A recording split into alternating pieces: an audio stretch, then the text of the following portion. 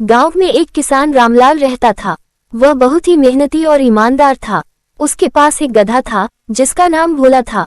भोला कई वर्षों से रामलाल के साथ था और उसके खेतों से लेकर बाजार तक सामान ढोने का काम करता था। रामलाल अपने गधे से बहुत प्यार करता था, लेकिन कभी कभी वह भोला को आलसी समझता और उसे डांट देता। समय बीतता गया और भोला बूढ़ा होने लगा। अब वह पहले की तरह तेजी से सामान नहीं ढो सकता था।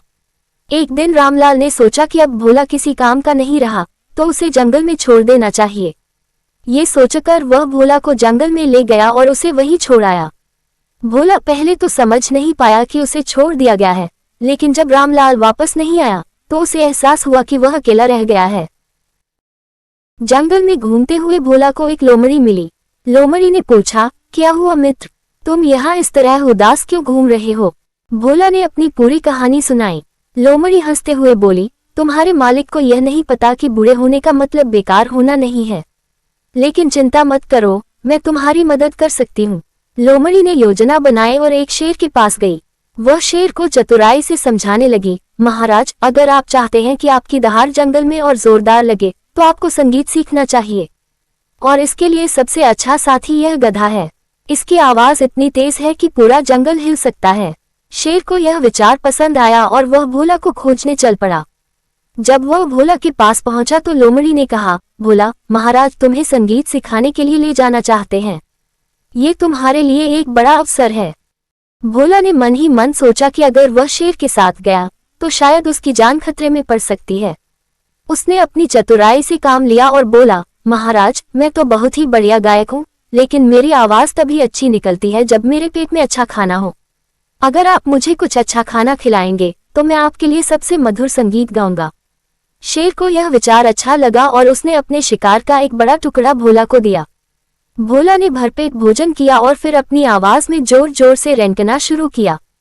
शेर को यह आवाज बहुत अजीब लगी और उसे गुस्सा आ गया। उसने लोमड़ी से कहा, ये तो संगीत नहीं, ये तो कनफुल्लू शोर है। लोमड़ी हंसते हुए बोली, महाराज, ये तो बस अभ्यास की कमी के कारण है। अगर आप इसे और भोजन खिलाते रहेंगे तो ये जल्द ही मधुर गाना गाने लगेगा। शेर भोला की सेवा करता रहा, उसे अच्छा भोजन देता रहा, लेकिन भोला तो भोला था। वह हर बार अजीब आवाज ही निकालता। कुछ दिनों बाद शेर तंग आ गया और उसने गुस्से में कहा, ये गधा कभी गाना नहीं गा सकता, इसे यहाँ से भगा देना चाहिए। लोमड़ी ने भोला से कहा, अब तुम्हारी जान बच गई है, अब यहाँ से भागकर अपने मालिक के पास वापस चले जाओ। भोला भागता हुआ अपने गांव लौट आया। जब रामलाल ने उसे देखा तो वह हैरान रह गया। उसे अपनी गलती का एहसास हुआ और उसने भोला को गले लगा लिया। उसने कहा, मुझे माफ कर दो भोला, मैं तुम्हारी मेहनत को नहीं समझ पाया। उस दिन के बाद रामलाल ने कभी भी भोला को बेकार नहीं समझा और दोनों फिर से खुशी खुशी रहने लगे।